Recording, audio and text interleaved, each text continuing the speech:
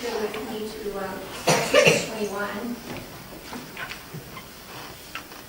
It's Torah portion in Mishpatim, meaning ordinances, civil laws, and judgments.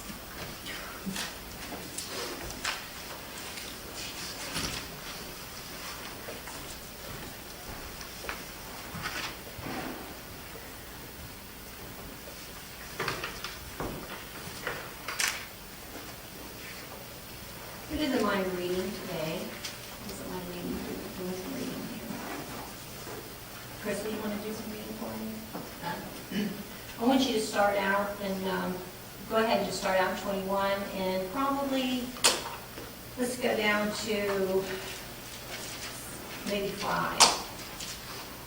Now these are the judgments which thou shalt set before them.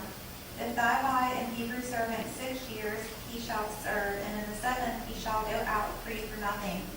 If he came in by himself, he shall go out by himself. If he were married, then his wife shall go out with him. If his master hath given him a wife, and she hath borne him sons or daughters, the wife and her children shall be her master's, and he shall go out by himself. And if the servant shall plainly say, I love my master, my wife, and my children, I will not go out free. Okay. Okay, where it starts out in verse 1, it says, now these are the judgments, or the Mishpatim, or the civil laws. And we know that most of these laws are civil in nature, which means relating to citizens' rights. And who knows that as the citizens of the kingdom of God, that our rights is to be loved and to love. It's very important to love God and to love one another. That's our right. And that we need to be careful, that we are keeping, Dale was reading to us last week in Exodus 20, he read to us all the 10 Commandments. And where it's really, if somebody look up Leviticus 19:18, because really when you summarize all of it, you summarize, the 2 questions that was asked when Yeshua was asked what the most important or the first commandment was. He said to love the Lord with all your heart, soul, mind, and strength. And then he quoted Leviticus 19:18 also. He's got that Leviticus 19:18.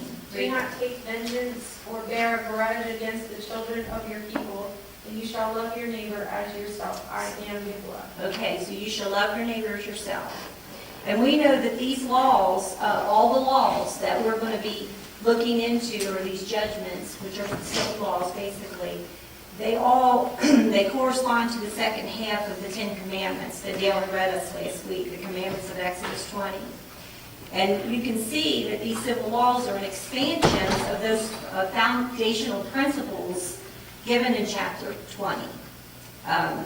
For example, death by someone's animal is an expansion of thou shalt not murder command. It's an expansion. So you're going to see in all of these judgments and these civil laws that they're an expansion of the laws that were given the first 10. That's where they, that's where they come from. We see that the charging of usury on loan money is an expansion of the commands not to covet or steal. And then the land Sabbath and the annual Sabbaths, appointed times of Moedim, are an expansion of the weekly Sabbath. So you can see that the Torah commands spring from the original 10, which form the foundational for the rest of the Torah. And I was reading, in my studies, it said there's approximately 1,056 commands found in Yeshua's testimony in the New Testament, of what we call the New Testament. And they all relate to the 630 found in the Torah, which all pretty much come down to the 10. So you see that? They all come from those 10. That's what all these really are going to, they're going to stem from that. Why is that? Why is it? Why is it that all the commandments that's given in the New Testament, and they stem from the Old Testament, why is that? Can you think of why that is? Is it because God doesn't change? His word doesn't change, does it? I want someone to look up Malachi 3 and 6. And then somebody else look up Hebrew 13 and 8 for me. Malachi 3 and 6 and Hebrew 13 and 8.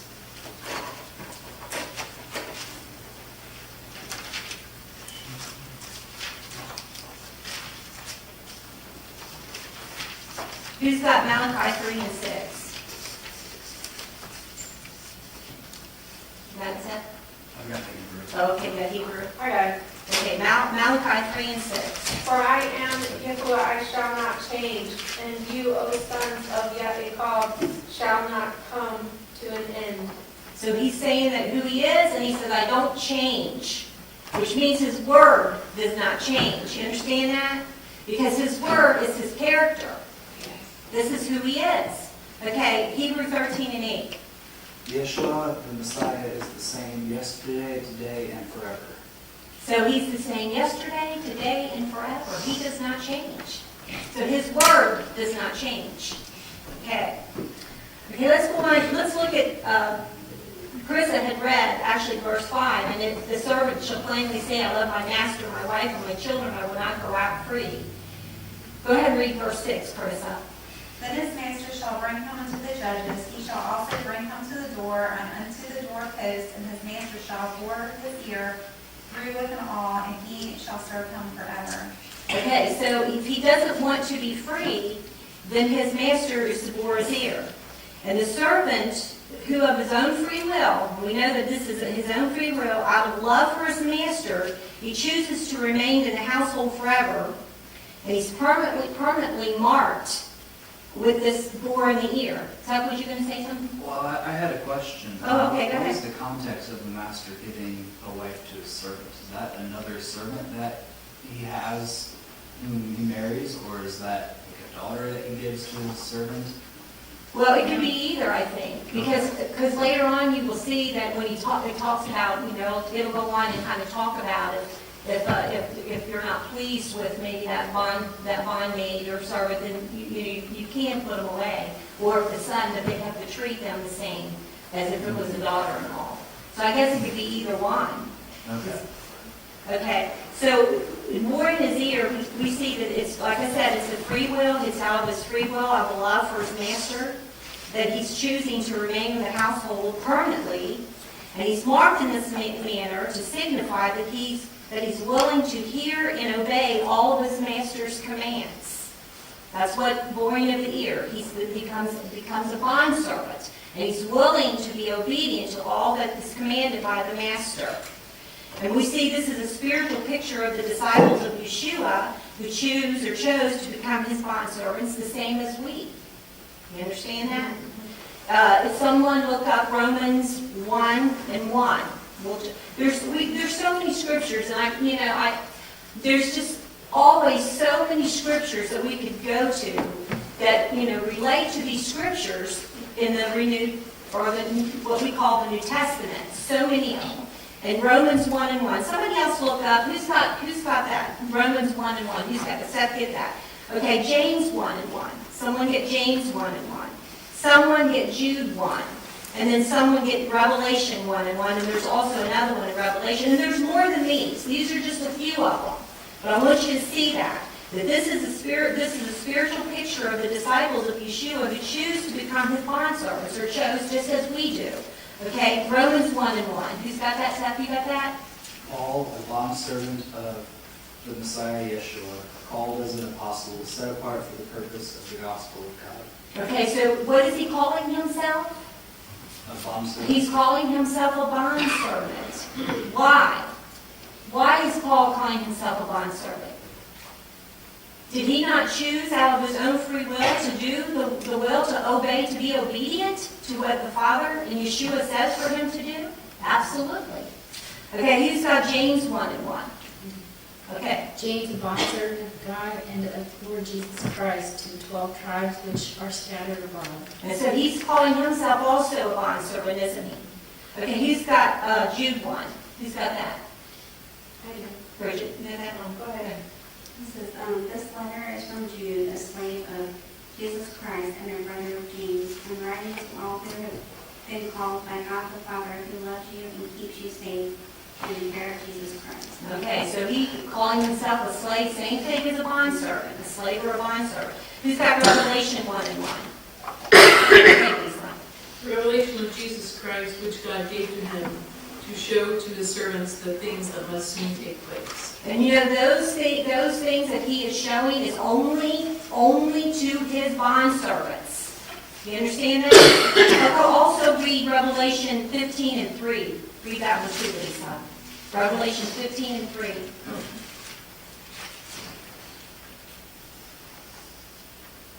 And they sing the song of Moses, the servant of God, and the song of the Lamb, saying, "Great and amazing are your deeds, O Jehovah the Almighty. Just and true are your ways, O King of the nations." Okay, in this translation, it calls him a servant, but he also was a bondservant or a slave, a bondslave. Okay? So again, we see that we too we should be bondservants or slaves for the Lord. Would you choose to be free, or would you choose to be a bondservant? The bondservant loves their master so much that they're saying, no, I don't want my freedom. I don't want that freedom. And we were talking about, Lisa, did you get that? A friend of mine decided to do that, to have that put up in her ear. She said it's so painful because you have to go through the cartilage. Oh, really? It's not like you do down here in the flesh. You have to go through the cartilage. And she said it was extremely painful. And, that obviously the servant that would make that choice would know that. And she said she did that as a symbol for the bondservant. And she said, wow, that was really painful. Yeah. I think when you think about, the boring that against the door like that, and that blood that would run down, and that typifies the blood of the Messiah, and us being his servants. Okay. I think it's interesting that right after the Ten Commandments, this is exactly what it goes into. And what makes it interesting is last week in the Torah portion, they agreed. They said everything he says we will do. We want to be this bondservant. We want to be this bondservant. But when they got to number 10, they said we don't want to hear anymore. We don't want to be this level of servant. Moses, you go to hear the words and bring them back to us. Right. And it's almost essentially here is the Father telling them, this is what you could have been. This is what you should have been. This is what I called you to be. Yeah. Yes, he's definitely called us to be bondservants to him. Okay, you want to go ahead and just read some for us? And if you got any questions, maybe I can't answer them, but somebody else in here can answer them. Or if you got, anything you want to share, just share. Well, I did have a question. I guess I don't understand. Yes, he gave, because there's two things. If you're a servant and you have children, a wife, and children, that when you're free, then they go with you. But if the master gives you a wife, you can't take her with them. No. Which I guess I figured that must be like property or whatever, but I just think that would be, you'd almost have to say, well, I'm going to stay with them because my family's there. If you truly love your family, you're going to stay. Right. So, Well, it says here, verse 5, I love my master, my wife, and my children. So it's out of love, not only for the Yah, but it's also out of love for the family. And those that do not have that love, and yes, they want to be free men, and then they will go on, be free, but they can't take, what belongs to the master. Can't take what belongs to the master. Okay. Go ahead, Crystal. And if a man sell his daughter to be a maidservant, she shall not go out as the men servants do. If she please not her master, who hath betrothed her to himself, then shall he let her be redeemed to sell her into a strange nation. He shall have no power, seeing he hath dealt deceitfully with her. And if he hath betrothed her unto his son, he shall deal with her after the manner of daughters. If he take him another wife, her food, her raiment, and her duty of marriage shall he not diminish. And if he do not these three unto her, then shall she go out free without money. Okay, let's stop there for just a minute. So again, as I was saying, that even if he betroths her to his son, he has to do right by her. He has to deal with her as a daughter, as his own daughter. So if sometimes when you think about them being servants, and it doesn't sound like that's a very glorious thing here. But believe me, that Yah has made it to where the women were taken care of. They would be taken care of. I mean, even it goes, I think in Deuteronomy, where it talks about a man that has more than one wife, that he can't allow maybe the wife that has the oldest son, if he doesn't love that wife, he has to have that first son of that wife that he may not love as well as he loves some of the other wives. That's still, they have rights. So he takes care of, he makes sure that the women, the daughters are taken care of. You see that? That he's fair. You know, some of the things, some of the stories I've heard, you know, going back to this old law that people talk about, like it's not fair, but when you really understand, God is very fair. He's very just. Very just. Okay? Okay, go ahead, Chris. He that smiteth a man so that he die shall be surely put to death. And if a man lie not and wait, but Elohim deliver him to his hand, then I will appoint thee a place whether he shall flee. Okay, let's stop there for a minute. Now, what is this saying here? What is this saying? If a man smiteth a man so that he die, surely he should be put to death. And that means to be on, what is it? Intentional, that's right. But if it's not intentional, who knows that sometimes things happen, accidents happen sometimes. If it's not intentional, then he says, then I'll appoint a place whether he shall flee. Meaning we know that he had cities where, you know, that you could go to keep from being killed. You know, they kill you. The family members a lot of times would kill you if you even accidentally hurt somebody, you know. So, you know, I'm saying he's very just. You know, sometimes accidents do happen. Okay, go ahead, Chris. I think it kind of goes on a little bit more into it. But if a man come presumptuously upon his neighbor to slay him with guile, thou shalt take him from him altar that he may die. And he that smiteth his father or his mother shall be surely put to death. And he that stealeth a man and selleth him, or he be found in his hand, he shall surely be put to death. And he that curseth his father or his mother shall surely be put to death. I want you to listen very carefully to this, young people, because it's important that you honor your parents.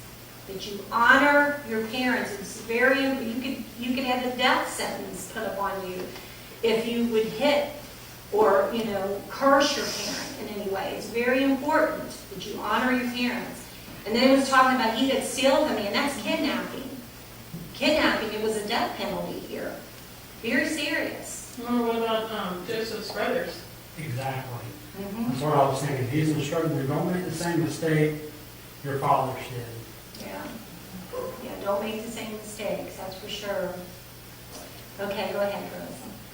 And if men strive together, and one smite another with a stone or with his fist, and he die not, but keepeth his bed, if he rise again and walk abroad upon his staff, then shall he that smote him be quiet. Only he shall pay for the loss of his time, and shall cause him to be thoroughly healed. And if a man smite his servant or his maid with a rod, and he die under his hand, he shall be surely punished. Notwithstanding, if we continue a day or two, he shall not be punished, for he is his money. Okay, so again, if a man, you know, was hurt by another man in some way, and where they wasn't able to work or take care of their family, then it's basically called value for value. That other person that did this would actually have to take care of that other man's family and make sure that their family was taken care of and things were done right. So again, we see the justice of this thing. The Lord made sure it was value for value, you know, that it would be taken care of. Okay, go ahead, Carissa. If men strive and hurt a woman with child, so that her fruit depart from her, and yet no mischief follow, he shall be surely punished according as the woman's husband will lay upon him, and he shall pay as the judge is determined. And if any mischief follow, then thou shalt give life for life. Okay, let's stop there for just a minute, because this one here is very important. And talking about a woman, hurting a woman with child, and it's really one of the strongest pro-life, anti-abortion verses in the Scriptures. Clearly, the passages teaches that life begins in the womb, and you understand this. What was the penalty for a man who was responsible for the death of an unborn child? Of course, we know that, it says what's the judge's determined. It goes on to say, but if any mischief follow. Now, it's talking about 22 of men's strife, meaning that it wasn't an intentional situation where they were trying to cause her to lose or miscarry. That was if they strived together, she was hit in some way, and she lost her child through that. And then it would be determined by the judges what they would do about the situation. But then in 23, it says, but if any mischief follow. So something's going on here where apparently it's caused the death of her unborn child. And that's when it's life for life. It is showing you that her unborn child is a child. It's if you kill that baby, then you give your life. You see that? According to some of the statistics that I was looking at, it said in 2007 that 84% of all abortions were performed on unmarried women, and we know that there's a lot of married women that's also get abortions. You can see that the murder of the innocent children is the greatest sin that a nation can commit. And abortion is a form of child sacrifice. Child sacrifice, which is something many ancient cultures practiced. And in Scripture, Jehovah condemns the practice of heathens and apostate Israelites who made their children pass through the fire and worship of the demon god Molech. And there's all kinds of scriptures, which we won't go into it because we won't have time to do it, but there's a whole lot of scriptures in here about this. So we know that according to Scripture, a child in conception and when it's growing in the womb is a child. It's a life. It's not just a hunk of meat like people want you to believe that it is. But it is a child. And it's very, very, very serious. And it goes on to say in 24, eye for eye, tooth for tooth, hand for hand, foot for foot, burning for burning, wound for wound, stripe for stripe. But I want you to understand that doesn't mean that I could go over and punch you in the eye and you have the right to punch me back. That's not what it's talking about. Or I poked your eye out and if I poke your eye, you have the right to poke my eye out. It's actually measure for measure or value for value. It's basically kind of like, I've tried to look at it like a type of insurance policy. If you go out and you have a car wreck, your insurance is going to make sure that your car's, taken care of. And if there's any problems, it also helps you, takes care of you. Seth, what? And I don't think these kinds of retributions were supposed to be left up to individuals. Like No. vigilante justice. It was supposed to be done through their legal process of your city judges. And that's why when Yeshua says, like, you've heard it said, eye for eye, tooth for tooth, but I say, turn your cheek when you're striped. Like, he's not talking about no legal retribution. He's talking about don't strike back in anger. Give time to let it go through the judges. And that is very good. That's a very good point. Because they had legal system back here, just like we have legal system today. They had to go through that legal system that you're talking about. And it's important that we don't try to take, it up on ourselves to think that we can just hit back or whatever. We can't do that. We have to let the court system or whatever, we have to let it take its course and do right by it. We don't do it. And even the Lord, He's the one that understand that when He was setting up the kingdom of Israel, this is their constitution, and He made a legal justice system, just like we have in this nation, and we're to abide by that. We're to abide by it. We don't have the right to go out and just, what's the word I want to use, to just, if somebody does something to me, I'm going to go out and I'm going to do something back to them. What would you call it? Vigilante judge. Yeah, like a vigilante. You don't have the right to do that. You don't. You learn from God's Word, from His Torah. You learn from that. Okay, let's go on.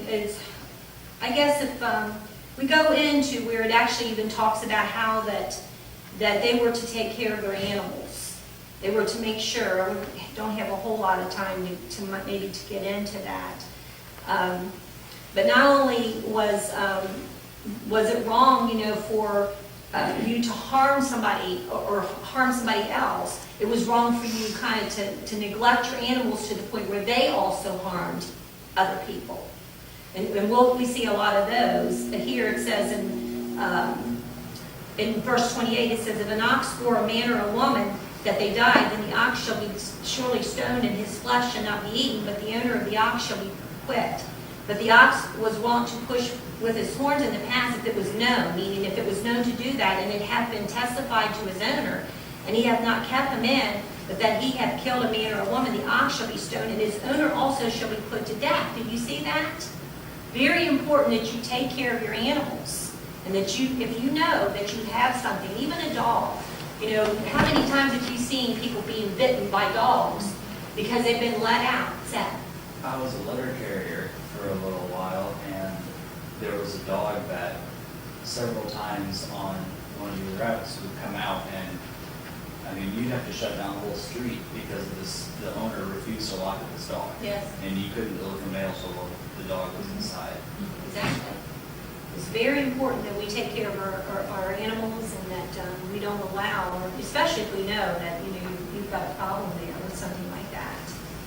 Or even it goes on to talk about if a man, in verse 33, if a man shall open a pit, or if a man shall dig a pit and not cover it, and an ox or an ass fall therein, the owner of the pit shall make it good and give money into the owner of them, and the dead beast shall be his. So even your property, you need to be careful, even on your property, not just for animals, but also for human beings.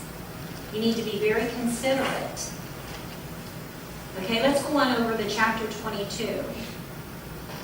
And what, Chris, you just want to go ahead and start reading 22, Maya?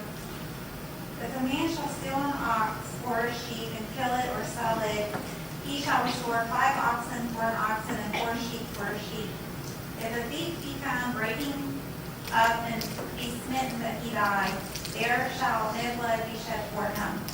If the sun be risen upon him, there shall be blood shed for him, for he should make full restitution. If he have nothing, then he shall be sold for his debt.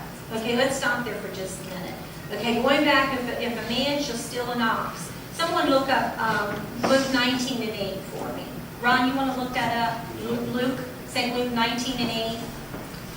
Okay, who wants to look up Matthew 24 and 43? Who wants to look that up?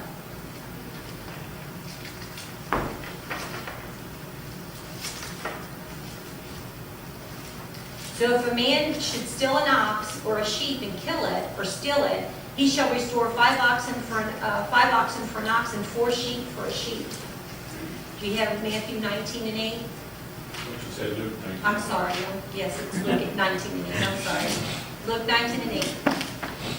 Zacchaeus stood and said unto the Lord, Behold, Lord, the half of my goods I give to the poor, and if I have taken anything from any man by false accusation, I restore him fourfold. Okay, so you can see that even Zacchaeus, he knew the Torah, didn't he? He knew the Torah. If I've stolen anything, if I've taken anything out of deceit, then I'm going to restore that fourfold. Here it tells you that if you would steal an ox, or if you would steal a sheep, you would restore 5 for an oxen and 4 for a sheep, fourfold for a sheep. You see that? This came from Torah. Yeah, because it says in the next verse that today your salvation has come to this house because he has the son of Abraham. Exactly. They knew Torah. They knew, they were quoting, they were referencing the Torah. That's what they were referencing. And then if a thief be found breaking up and being smitten that he died, there should be no blood be shed for him. Matthew, who's got Matthew 24 and 43? Who's got that? But know this, that if a good man of the house had known and what watched the thief would come, he would have watched and would not have suffered his house to be broken up. So does he tell us that we have to suffer our house being broken up by a thief? No. Absolutely not. We don't have to. We don't have to. We actually can defend ourselves. If that's what I'm understanding. We can defend ourselves if someone comes in and, comes in. Of course, we know we've seen where it talks about the daylight and the dark too. We may get into that, we may not, but we'll see. Oh, I think it's the next one. Okay, go ahead and read it, Krista. And starting at 3. Yeah, I read that. Okay. Can I read it again? Yeah, go ahead and read that, because If the sun be risen upon him, there shall be blood shed for him, for he should make full restitution. If he hath nothing, then he shall be sold for his theft. okay, so what is that basically saying there? In Kelly terms, Kelly, if I catch someone breaking into my house, I can do whatever necessary to defend them. However, I cannot hold them hostage until morning and then kill them. I think that's probably what it's saying here. So we do have a right to burn us out. I had understood that slightly differently, and maybe I'm wrong, but I understood that if it's night, then, and if he dies in the struggle, then you're not held accountable. But if it's the morning, or like if it's daytime, you are held liable, because the difference is that if it's at night, you can't necessarily tell if what he's coming to do. But if it's daytime, you can see whether he's trying to hurt you or just take your thing. So if you strike him back and he's only there to steal, then that's murder. If you can tell for sure that's what his motive is. I think it's both. I think it's twofold. I think it's both of those, actually. I mean, To me, it seems like if someone's breaking into my house and I shoot them and then just sit there and watch them die, that's what it's saying. You can't do that. You gotta call for help. Well, first of all, you got to make sure that they're Right. steal. They're actually thieves, or to come to harm your family in some way. Make sure of that. I've actually heard stories where one in particular was so sad. A military guy that came home and he was sneaking into his family's house to kind of surprise him, and his dad shot him. Yeah. So, and which was so very sad when you think about that. So make sure, that it is a thief, But I think it's both of those things, actually. well, it just says, I mean, just the scripture says that if a thief be found breaking out. So that's criminal mischief enough to defend your home. Yeah, and I do think, like Seth was saying, though, if it's dark and you can't see what's going on, you got to be very careful of that too. So let's be very careful of those It's things. dark and you can't see what's going on, you have to be extremely careful, especially if you're gonna try to shoot. Exactly. You might be shooting somebody innocent. That's part of what I think. It's the whole thing. I think you have to be very wise. You got to be very wise. So you gotta pray for the shield to be around your house so that doesn't happen. I mean, and what Karen said is true too. State law in Kentucky really follows this biblical principle that is called the castle doctrine, where if you catch anyone breaking into your home, you don't have to know their intent or whether or not they're armed or anything else for breaking into your home. They don't belong there. You do whatever is necessary to defend your family. Wisdom would be that if I have to use a firearm to defend my home, my next step is going to be administering first aid and calling 911. Because that really, helping someone that you just defended yourself from goes a long way in the court system to where it doesn't look like criminal mischief on your part. So that's a very valid point. And I've actually seen I seen a tape one time of a man that actually came in with a big knife or something. I guess it was drugs, because we see that a lot. And he was going after a man in his apartment, and he had a gun, and he kept saying, "Stop, I'm going to shoot you if you come any closer." And he gave him warning after warning after warning, and he did have to shoot him because the man was going to, kill him with a big sword looking thing. It was horrible looking. It's terrible things like that happen, but according to this, my understanding is you do have the right to defend yourself. Okay. There's just so many things. There's so many ordinances here, so many rights here, and it's really for the innocent. It's to keep the innocent. It's really what it is. You just want to keep reading, Chris, and we'll just go on down. If the theft be certainly found in his hand alive, whether it be ox or donkey or sheep, he shall restore double. If a man shall cause a field or a vineyard to be eaten, and shall put in his put in his feast and shall feed in another man's field of the best of his own field or the best of his own vineyard, shall he make restitution. If fire break out and catch in thorns, so that the sacks of corn or the standing corn or the field be consumed therewith, he that kindled the fire shall surely make restitution. If a man shall deliver unto his neighbor money or stuff to keep, and it be stolen out of the man's house, if the thief be found, let him pay double. If the thief be not found, then the master of the house shall be brought unto the judges to see whether he hath put his hand upon his master's goods, or his neighbor's goods. For all manner of trespass, whether it be for ox, for donkey, for sheep, for raiment, or for any manner of lost thing, which another challengeth to be his, the cause of both parties shall come before the judges, and whom the judges shall condemn, he shall pay double unto his neighbor. If a man deliver unto his neighbor a donkey or an ox or a sheep or any beast to keep, and it die or be hurt or driven away, no man seeing it, then shall an oath of Yahweh be between them both, that he hath not put his hand unto his neighbor's goods, and the owner of it shall accept thereof, and shall not make it good. And if it be stolen from him, he shall make restitution unto the owner thereof.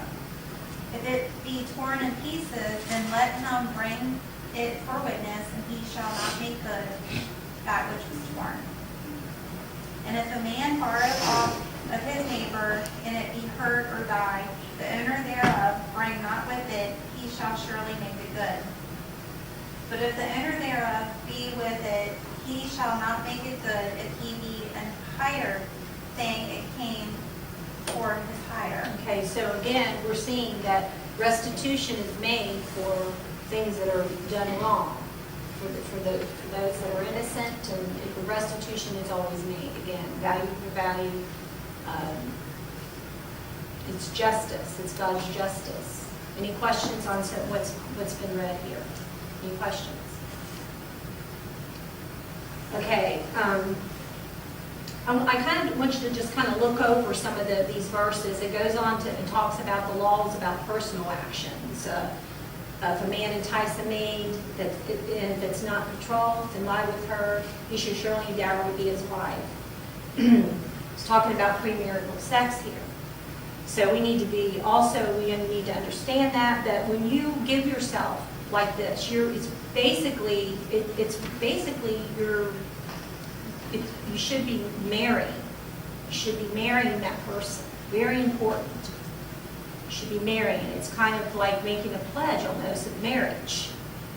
We know that it's wrong. You should not be doing that, but it's very important that you save yourself, that you don't do this, young people. Once you get a hold of this. Okay, and if it says that the father refuses to give her unto him, he shall pay money according to the dowry of virgins. You understand that?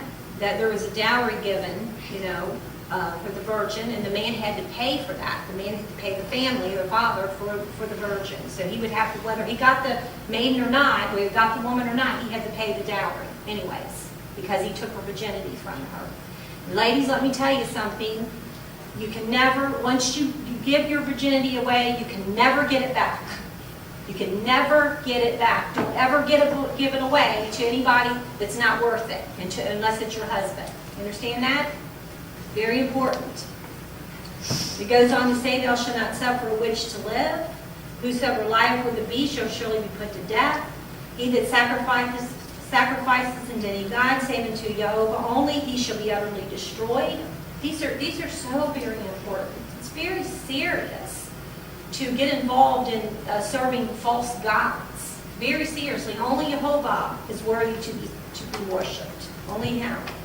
Thou shalt neither vex a stranger or oppress him, for ye were strangers in the land of Egypt. You should not afflict any widow or fatherless child. If thou afflict them in any wise, and they cry all unto me, I will surely hear their cry. That's another one. How many people do we have out there that's constantly, what's the words they call it now today, that where children pick on other children? Bullying. Bullying, that's the word. It's right there. You need to be very careful with that kind of stuff, and don't be bullying other children. You never know if those other children are fatherless children that don't have dads. You know that? And it says here that if you afflicted them, that God's going to hear their cry if they cry out to Him. And he goes on to say in verse 24, my wrath shall wax hot, and I will kill you with the sword, and your wives shall be widows, and your children fatherless. Very, very, very serious. Very serious. Have mercy on those that have no fathers, and you have to be merciful to those that are widows. We need to be very careful with that. If you lend money to any of my people that is poor by thee, thou shalt not be to him as a usurer, neither shalt thou lay upon him usury. But we don't take, we're not banks. When we give out loans, if someone has a need, we don't charge them interest. That's not God's way. We love one another. If our brother or sister has a need and they come to us and they say, I have a need, we don't charge them interest to loan them money. As a matter of fact, what did Yeshua say about that? What did he say? Owe the man anything but love. Was that it? Yeshua, he actually said, don't even expect it back. Oh, if your yeah, brother yeah. or your sister has that kind of a need, they probably really can't even afford to pay it back. I mean, think about it. Now, it's a different story if you're just borrowing it for, because something that you just want. That's a different, but if it's really a need, I'm talking about a need. If they're hungry, their families are hungry, they have those kind of things, and don't even expect it back. Give to them without even expecting it. Definitely don't be charging interest to them. These are things that we really need to grab a hold of. Okay, if thou at all take thy neighbor's raiment to pledge, thou shalt deliver it to him by the time that the sun goeth down. What is that about? Who knows what that's about? Saying using their garment or the raiment or a garment as a pledge. That'd be like asking somebody, can I maybe borrow this? And you say, okay, well, I'm going to keep your garment until you bring that back. But then you decide, I'm not going to let you have that back. Because the Bible even says that may be the only thing that they have to cover themselves up with. That may be the only thing that they got to keep themselves warm with. So you make sure you give back to them. Because they need it. These are very serious things. It's like keeping them in bondage in a way. Well, it is. So in 27 it says, for this that is his covering only. It is his raiment for his skin, wherein shall he sleep. And it shall come to pass when he crieth unto me that I will hear, for I am gracious. I want to tell you something. I remember working in a place one time, and I don't know what was going on with their system, their accounting system, but there was times that they was supposed to pay you on a certain day, and they would give you a check maybe, but when you go to the bank to get it cash, they didn't have the money in the bank for it. And I remember some of the women that I worked with crying over this because they said, we don't have any money to feed our family tonight. We don't have it. We expected our pay today because we don't have any money to give our children food tonight. And that's wrong. You make sure that when you put that money in the bank and you owe them that, you make sure that they get what's owed to them. Because that may be the only thing that they have to feed their family with for that night. This is pretty much going along with this. It's talking about. We live in a pretty rich country. And a lot of us don't have a clue what these third world countries go through. And even a lot of people in this country are poor. We have the poor in this nation. But most of us don't even know what it is to be poor, really, and what it is to go hungry. But there are some that are. We need to look out for one another, don't we? Okay, any questions on any of this so far? Okay, I wanted to, let's see here what we got here. In chapter 23, it talks about the law of the Sabbath. And there's so many scriptures. I've really got so many scriptures I could take you back into the New Testament because God's word flows from the beginning all the way through the scripture, all the way to the end, to Revelation. There's so many scriptures here. So I kind of just want you to look over, maybe just kind of look over some of these things and see if there's anything that you have any questions on, or maybe you have comments on that you want to make a comment about. And just give you kind of a minute or two to kind of look over this. Because there's so many things. There's no way that we could get through all this in an hour or an hour and a half or so. There's so many things here. It's basically about taking care of one another, making sure that God's people are taken care of. Now remember, this is the nation of Israel. This is the rights of the people here. The civil rights, the rights of the people. Because we're supposed to love our neighbors ourselves. We're supposed to put God first.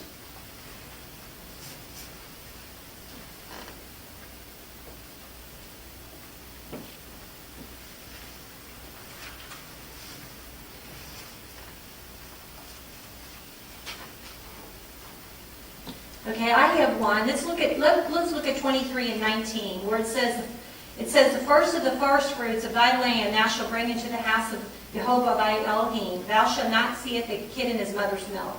Okay, in the first part of that, where it talks about the first fruits there, this is the first place that Jehovah is actually commanded talking about the tithe in the Torah. This is a commandment, actually. It doesn't actually say tithe here.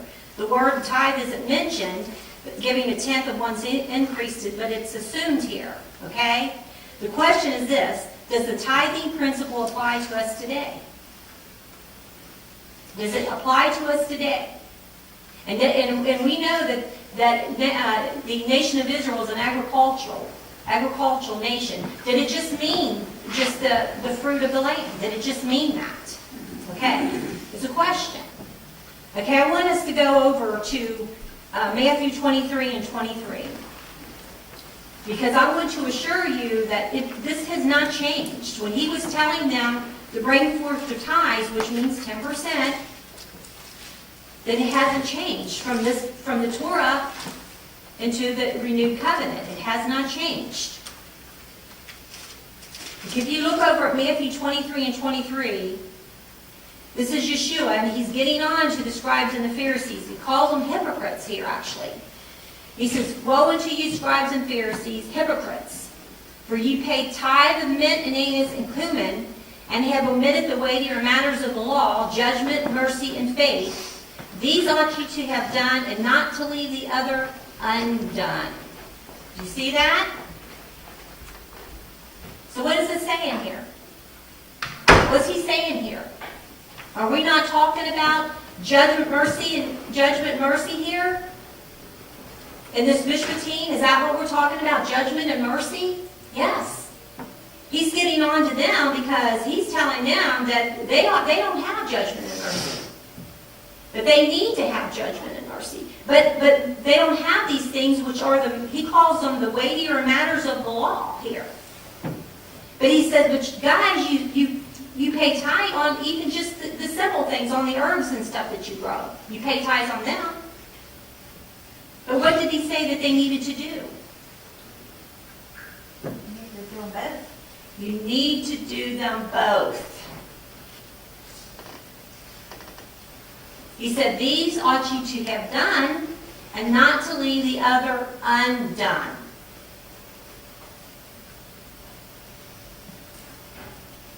So yes, that this command here, that the first fruits of the land thou shalt bring into the house of Jehovah thy Elohim, yes, we are supposed to still pay tithes. It's Torah. It's Torah. As a matter of fact, he was very serious about this. Somebody look up Malachi 3 and 8. Who's got Malachi 3 and 8? Will a man rob God? If you have robbed me, but you say, wherein it would rob you, or wherein it would rob thee, the tithes and offerings. Yes, he specifically tells you how you robbed him in tithes and offerings. It's how you robbed him. So yes, I'm not much one that gets on to like money and all that, because I think in growth we come to understand that. But we've been taught so many wrong things that we need to get back to understanding that God's law has not changed. When Yeshua came, he surely came to preach it in fullness, to give us the fullness of the understanding of his word. But that didn't mean that he did away with it. It just meant that he taught it, He lived it, and then he expects us to live it. We're to walk as he walked, aren't we? To do as he did. Any comments on this? Because I know that there's people that want to argue about this. I've seen it. They want to argue, well, that was just for the Israelites in the land of Israel, and that was just agricultural things. That doesn't mean that you're supposed to give, of money or whatever. But that's not true. That's not true, because if you go back, let me see, look at when in Abraham, that he tithed the increase. It wasn't just the agricultural things that he tithed up. If you look at Genesis, somebody look up Genesis 14:18 through 20. And then somebody else look up Genesis 28:22. Who wants to do that for me? And we'll end it after this. So Genesis 14:18 through 20. Someone get that, and then Genesis 28 and 22. Who's got the first one? Genesis 14:18 through 20. Who's got Seth? Read that. And Melchizedek, king of Salem, brought out bread and wine. Now he was a priest of God Most High. He blessed him and said, Blessed be Abram of God Most High, possessor of heaven and earth, and blessed be God Most High, who has delivered your enemies into your hand. Okay, so what was it he gave tithes of, man? Oh, he gave him a tenth of all. He gave him a tenth of all. Wasn't the agricultural things he gave him the tenth of? Here. Okay, look at, who's got Genesis 28 and 22? Who's got that? Bridget. And this memorial pillar I have set up will become a place of worshiping God, and I will present to God a tenth of everything he gives me. So he's saying, I'll give him a tenth back of everything that he gives me. He wasn't just talking about the agricultural things. Seth, did you have something else? Yeah, who do we give that to? Okay, well, I can only speak for us, because, when we went to the traditional church, we always gave to the church. We always gave to the church that we went to. And you should give, because we have to rent the building, we have to pay the gas and electric bills, well, most of them. We have one certain amount that we pay here. But it takes money to rent this building. And there's other things. We have the feast, and we provide for that. So yes, by all means, you give to the fellowship that you go to. But the tithes is not just for that. I mean, the tithes, when you begin to read and study how that they give to the priest, it was also given to the Levites. Those that worked with the priest. So it's the priest, and it was the Levites which was those priests of the Lord and those that took care of the things. But it talks about giving to the widows and to the orphans. So we also give to those. We tithe, to our fellowship, and we also give a portion to the widows and to the orphans, and to those that are in need. If someone comes to us and tells us that they're in need, more than likely it's going to be offerings that we get. We don't necessarily give tithes to that, but we will. We do give to our fellowship, and we also give to different. Charities, if you want to call them, whatever you want to call them, organizations that we know that we do believe that God has led us into, because they take care of the widows and the orphans. And the message of the Messiah, too, going out. So it's very important. But, the main thing is that you're led by the Spirit, because the Lord can talk to you and can show you these things.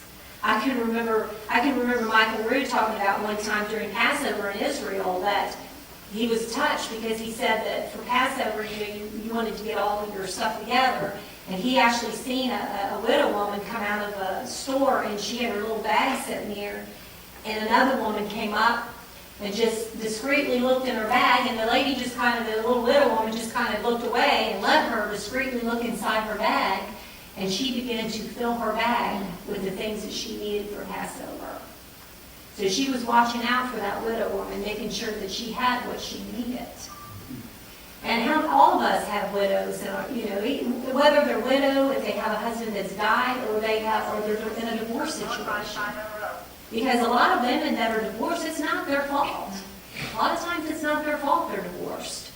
Their husbands may have just walked out on them, and they need help, and they have children a lot of times. So you can have a situation like that where they need help. Does anybody else got anything to offer to say about that? About what the question is, where do you give your tithes? And, It's important that we're led by the Spirit. Dale, have you got any opinion on I that? think the tithe is important primarily for me, well, not primarily for me, but just in general, because it helps defeat the love of money. It helps, it basically, you know, the love of money is the root of all evil. That's what the verse says. And so it's, we have to defeat the fear of not enough. We have to defeat the fear of lack of provision. Because once we get into the get kind of attitude, whether it's greed or whether it's just fear that causes that, we tend to close ourselves up from being servants to other people. And as soon as that happens, then we've closed ourselves off. We've actually passed a judgment on ourselves that is probably going to end up in a different kind of judgment down the road. But I think it's that portion, because Yeshua commanded to give generously, and be generous givers, and it starts with the tenth. It starts there. It's so that we know that we have to discipline ourselves to say this belongs to the Lord. Now, how we distribute it, I think that's what kind of along the line of what you said. That something Lisa and I practice is like that. Where we too went down the road of everything. A specific tenth of the gross was given to the church we went to, and we got to the point where with these gigantic churches and these programs, and that they were going into debt with building, and it's like that was madness. That was just insanity. So it's like, we're not doing that anymore, because that's just irresponsible for us to do it that way. But we recognize that there's a portion that we give to the fellowship here, but there's also a portion we set aside for giving to other ministries. And there's also a portion that we set aside that we call a ministry fund, that we let build, and then we recognize somebody who has a need, and we help with that need. So, but like the 10th is kind of a starting point. So. That's right. Okay, and just quickly, in Exodus 24, this is where the covenant was ratified or affirmed here. I just kind of wanted to just kind of go over the fact that when Yah and came into, or the children of Israel came into covenant relationship with Jehovah. This was a ketubah. This was a marriage contract that they had actually here in 24. This is where it was actually written out, and it was it was ratified by the blood of the animals here. And it's important to understand that in a marriage contract, there's promises. We enter into a covenant, and in that covenant relationship, we make promises to one another, just like in a marriage. Our husbands. Basically, or the priest or in the home, and they're to make sure that we're taken care of. His wife and his family is taken care of. And then our part of it is that we're obedient, that we reverence, that we or obey the words of the priest of the home, basically. And so we see this covenant relationship just as was, and even in the New Testament it talks about this. That when we come into a covenant relationship, it's like a marriage contract. And it's a blessing, really, because, what Yah gives to us is our needs being met, Him loving us and taking care of us, and making sure our needs are all met. And what's our part, women? What's our part of that? Love. We love, and we lift them up, and we encourage them. Now, who knows that men need to be encouraged? They definitely need that. They need it. And so, that we reverence them, and that we're obedient. So, you have something to say? I was just saying, no man, do we need to be encouraged? Yes. And so, this is really what this is all about. When you understand the marriage covenant, this is exactly, and these here, all of these 10 commandments, and then all of these civil laws and the ordinances and the judgments and all these things, actually, they were the terms of the ketubah. This is what they were. They were the terms of the ketubah. So that's just even understanding that, how important is for us to keep our part of this marriage covenant. It's very important. Very important for us to keep this. take it to heart and do what it says. And as we grow, and, and we don't grow overnight, these are things that we have to learn, and, but it's important to go back and to read and understand, that this is His will. This is His will for us. And if we love Him, we will do. What did Yeshua say? If you love me, you'll keep my commandments. We love Him, we will. We love our husbands. We'll do right by them. Won't we, will? Won't we? Yeah, absolutely. Any questions or comments? I was just thinking about the tithing and just some of you may have heard it, for those who haven't. When I first got saved, I listened to the preaching, and we didn't have a lot of money. Didn't make a lot of money. And they were preaching to me, you should be giving 10%, 10%. I told Mona, I said, there's no way we can do this. We can't afford to give 10%. If we do, we're not going to eat, or we're going to have to do without something. We just can't afford it. And she was saved a little while before me, and she just looked me right in the eye and said, Mom, we can't afford not to. And I said, oh.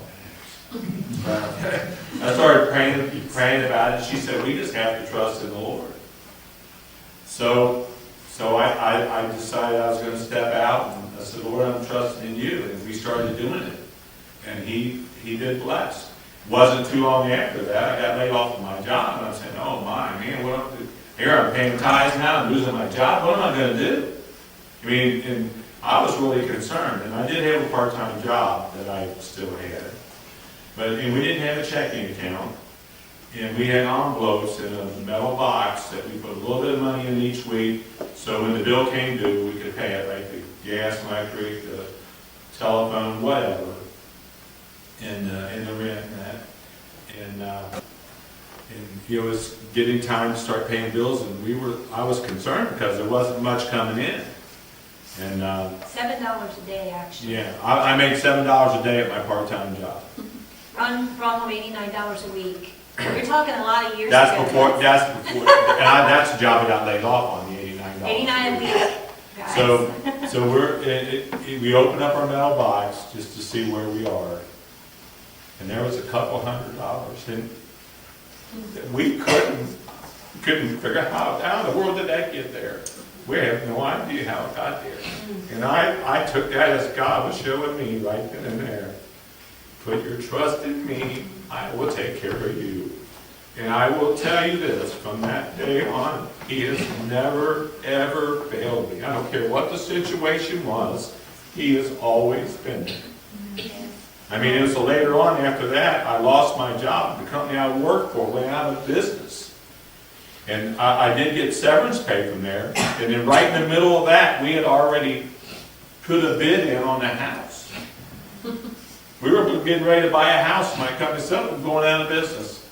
And then, right on top of that, God tells me to buy somebody. He spoke it right to me. Like, I want you to buy this woman the best washing machine that there is. I want you to buy one. I said, oh, Lord. I'm trying to buy a house, and you tell me to buy something. And I told him, I said, look, I just prayed, and I said, Lord, if you give me a job, I'll buy the best washing machine on the market for him.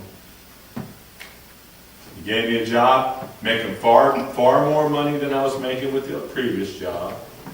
And I immediately went out and bought the washing machine and had it delivered to this person's house. They probably, to this day, still don't know where that washing machine came from, but they got it. That's how faithful He is. He is very, very faithful. We actually have a very similar story. We have Hannah, but Sophie hadn't been born yet. I prayed with her. It was in January of one year, and late February, my husband got laid off.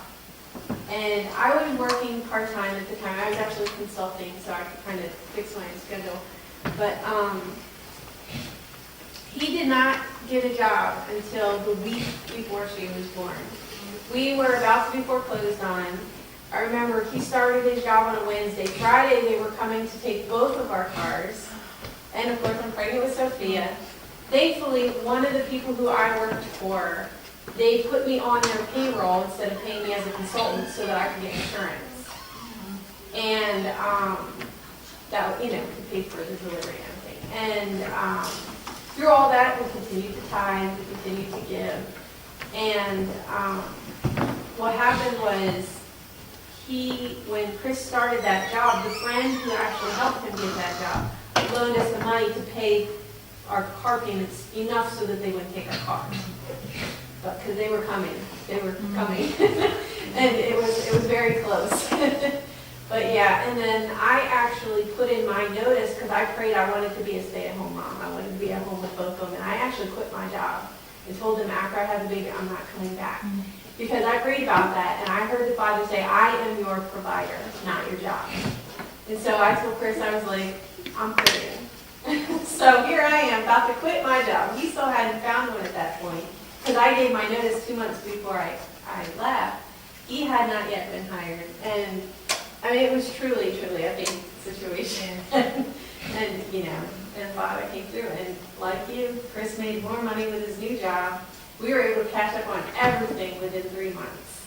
Really, like 2.5 months. He's so very faithful. And we all have the stories. I'm sure all of us can tell stories of how he's met the needs for us, every one of us, you know. It's very important that because, you know, in this ketubah term, the terms of the ketubah, it's blessings.